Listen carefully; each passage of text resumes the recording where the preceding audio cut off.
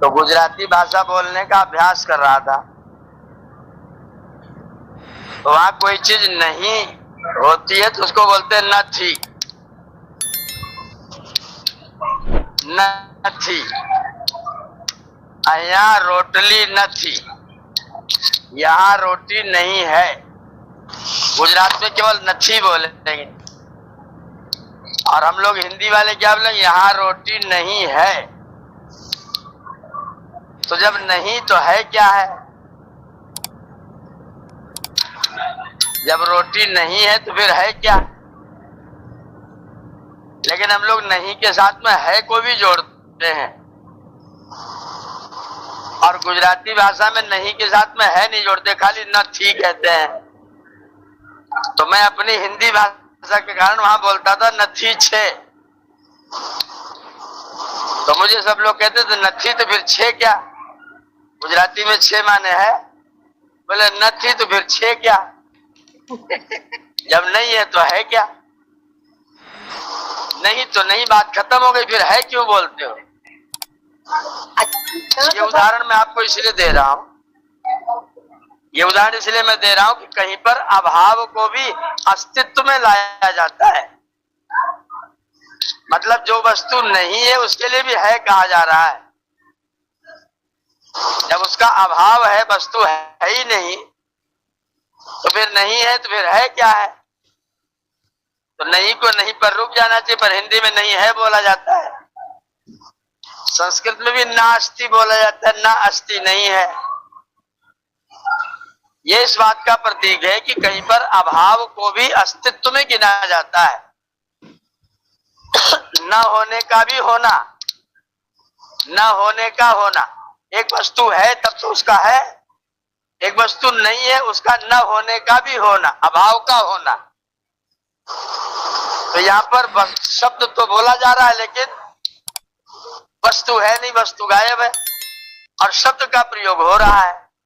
ये जो उदाहरण उन्होंने यहाँ पर दिए हैं सूत्र में, ये सब इसी तरह के उदाहरण है कि जब हम किसी चीज को है बोल रहे हैं, इसका मतलब वस्तु की उपस्थिति होनी चाहिए, रहना दिखना चाहिए। वस्तु है नहीं तो फिर है वाक्य क्यों में, वाक्य में है क्यों आया? जैसे धातु है इष्ठा गति निवृत्तौ, इष्ठा गति निवृत्तौ धातु का रूप है तिष्ठति। आप गति निवृत्तौ का मतलब क्या है? गति का निवृत्त हो जाना, गति रुक जाना। जब गति रुक जाना तो स्थास्यति बाणा क्यों है भाई? फिर इसका भविष्य काल कैसे होगा? गति की निवृत्ति हो जाने पर स्था धातु का प्रयोग होता है। जब आप ये बात कहते हो तो बाण ठहरेगा, निवृत्ति हो गई तो ठहरना होना चाहिए, और आपने निवृत्ति नहीं है, बाण ठहरेगा और आपने उसे ठहरा दिया। धातु भूतकाल बोल रही है, आप उसका भविष्य में प्रयोग कर रहे हैं। तो शब्द तो है लेकिन अर्थ गायब है। ये उदाहरण जो दिया तिष्ठति बाणा, स्थास्यति बाणा। तिष्ठति माने बैठ रहा है, स्थास्यति माने रुकेगा। जब रुकेगा तो रुक गया था तब तो धातु का प्रयोग होता है। जब अभी चल रहा है तो धातु इष्ठागति निवृत्तो तिष्ठति क्यों लगाया?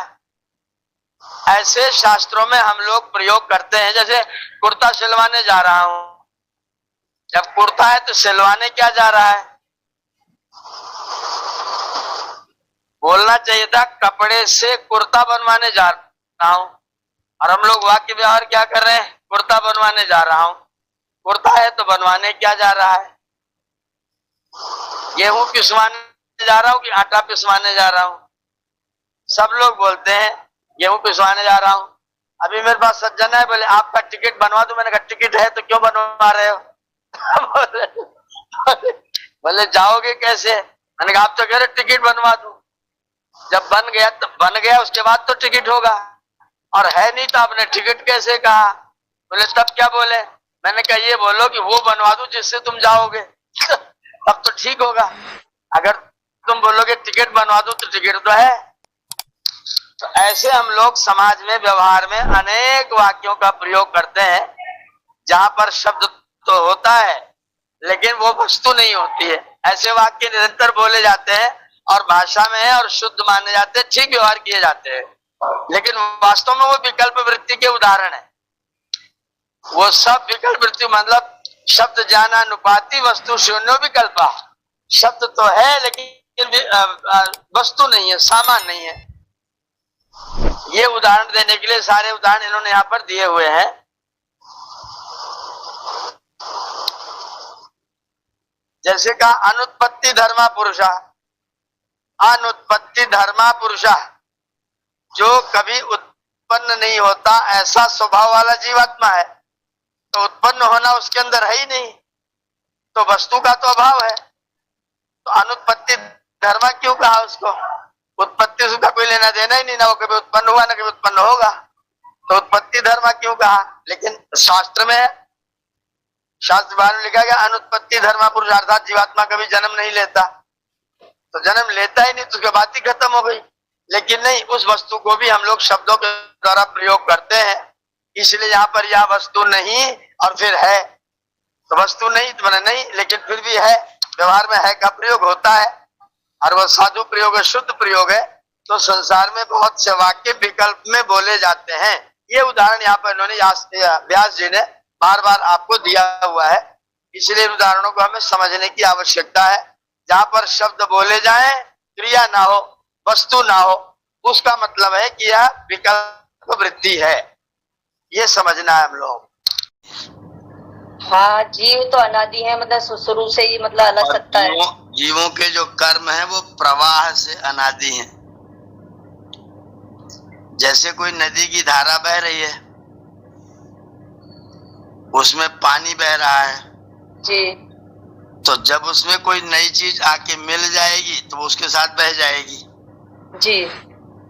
आगे आगे जब गंगा जी मेरठ आएंगी तो वहां आके कोई चीज मिल जाएगी, वो उसमें आगे बह जाएगी जी। अच्छा, ऐसे जिसका जिसका जो जो मिलता जाएगा वो बहता जाएगा जी।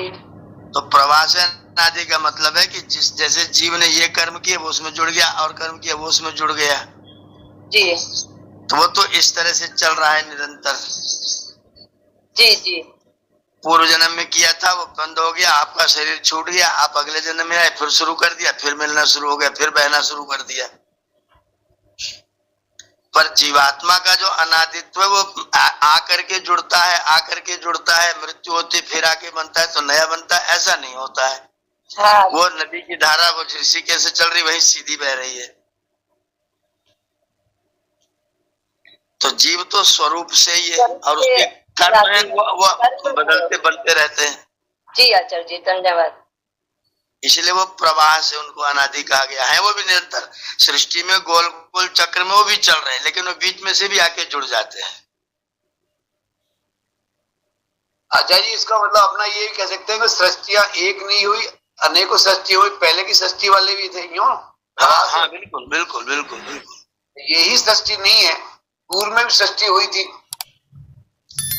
इससे पहले भी हो चुकी, इसके आगे भी होगी। जी। जीव सारी सृष्टियों में निरंतर अनादि ही है। बस इसी को प्रवाह से कह सकते हैं अपन। प्रवाह से सृष्टि बन रही, आगे बनती जाएगी, आगे फिर बिगड़ती जाएगी, फिर बनती जाएगी, फिर बिगड़ती जाएगी। तो प्रवाह से ये सृष्टि बनती बिगड़ती रहेगी, परिवर्तन होता जाता रहेगा, सृष्टि चलती रहेगी, आपके कर्म इसमें जुड़ते रहेंगे, ये प्रवाह से है। और आप उसमें निरंतर है, यह स्वरूप से है। कोई पाठ पढ़ाए तो एक ही अध्यापक पढ़ा रहा है, एक ही पुस्तक है, एक ही समय है, एक ही कालखंड में अध्ययन हो रहा है, लेकिन जो पढ़ने वाले हैं उनकी योग्यता के अनुसार सब उस पाठ को अलग अलग तरीके से अलग अलग स्तर का ग्रहण करते हैं। एक ही कक्षा में बैठे हुए 10, 20, 50, 100 जितने विद्यार्थी होते हैं, वो सभी अपने अध्यापक का जितना वो पढ़ाता है, जितना वो बताता है, सब एक समान ग्रहण नहीं करते,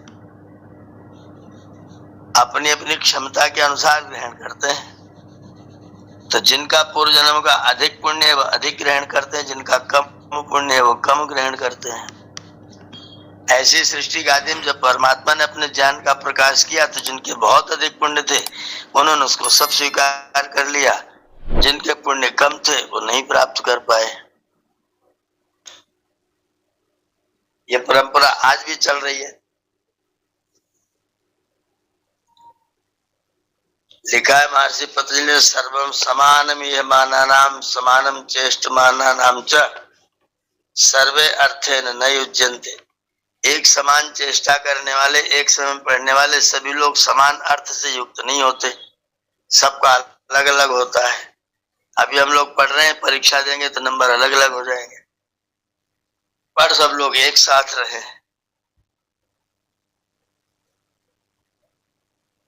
ऐसी परमात्मा के ज्ञान को भी जिनका पुण्य अधिक था उन लोगों ने प्राप्त कर लिया पूरा, जिनका पुण्य नहीं था वो लोग नहीं पूरा कर पाए, नहीं प्राप्त कर पाए। आचार्य जी, क्या ये चार ऋषि जो इतने पुण्य कर्म वाले हैं, तो ये इनका स्टेटस हमेशा एक सा ही रहेगा या फिर ये भी पतित होकर के ऐसे दूसरे सामान्य मनुष्य बन सकते हैं? बिल्कुल बन सकते हैं जी, बिल्कुल बन सकते हैं। मोक्ष के उपरांत तो सामान्य पुरुष का ही जन्म मिलता है।